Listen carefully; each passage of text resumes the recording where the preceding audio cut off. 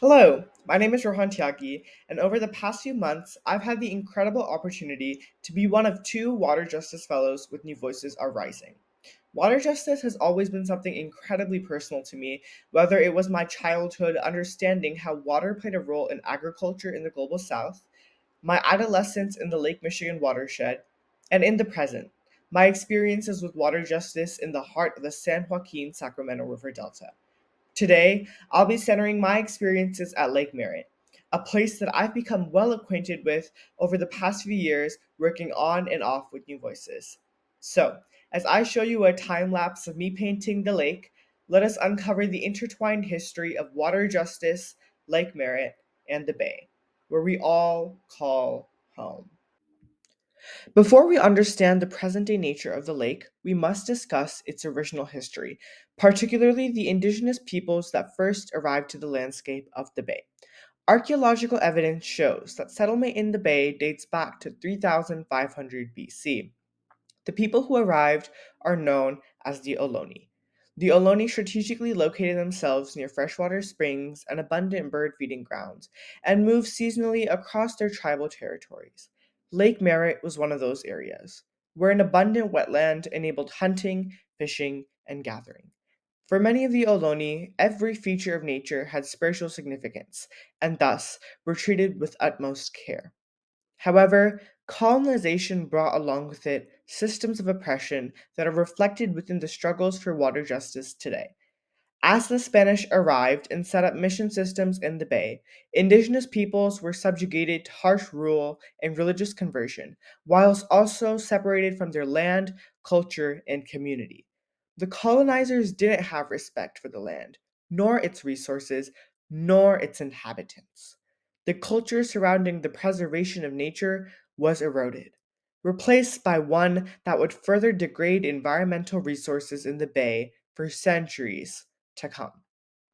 For decades following the California gold rush, the lake became a collecting ground for sewage, and its wetlands were eroded.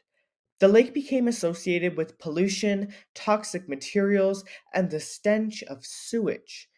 In 1868, Oakland Mayor Samuel Merritt proposed building a dam to separate the slough from the bay, a move aimed at creating a recreational space.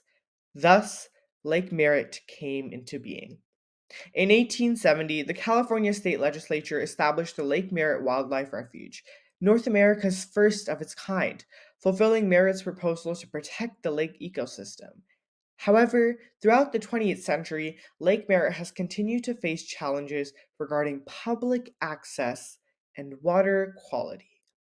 Beyond the scientific lens of the lake, an environmental justice issue that the lake continues to hold has been access to green space in urban environments, particularly for BIPOC communities.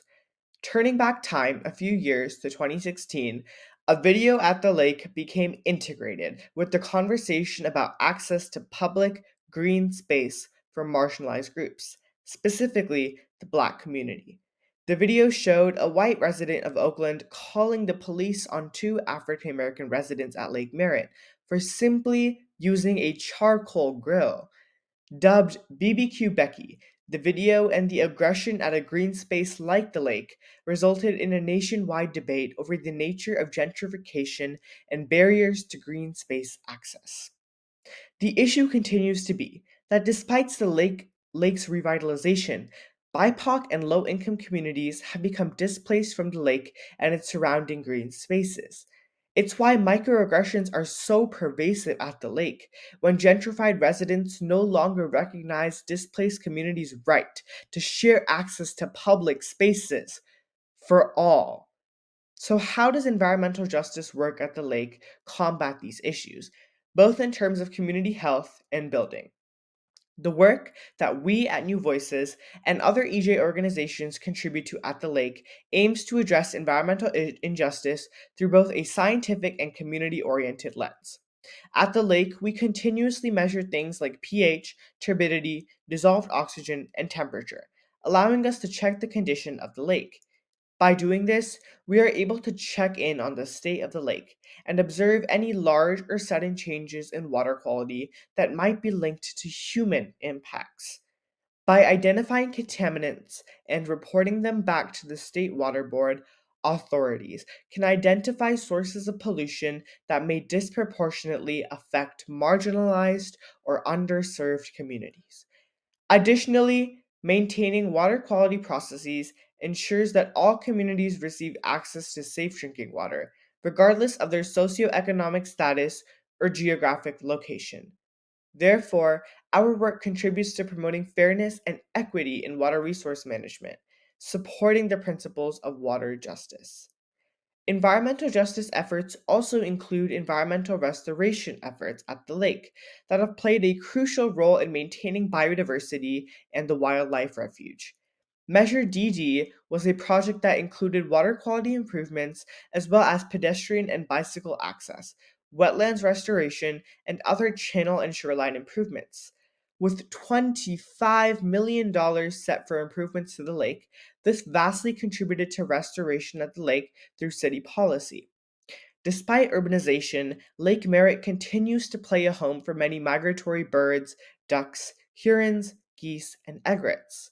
Maintaining wildlife and enabling safe access for other species contributes to the principles of environmental justice, spurring equitable and sustainable management of natural resources.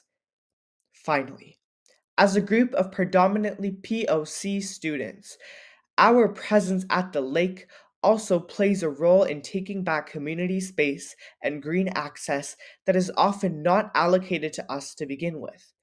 We aren't often explicitly told that we have the right to participate and access green spaces for our needs and for our future. Environmental justice means achieving agency for making environmental decisions that impact our lives, and reclaiming green spaces like Merit is necessary towards achieving progress to a more equitable society that acknowledges BIPOC groups' ability to occupy spaces that haven't historically been accessible to us. Ultimately, water justice, environmental justice, history, and our present are all connected. As I finish this painting, I want you to take a look at the lake through a wider lens. Our water sources matter. Our green spaces are irreplaceable, and our work is a catalyst to a future that embraces equity for all involved: water, wildlife, and us as people. Thank you.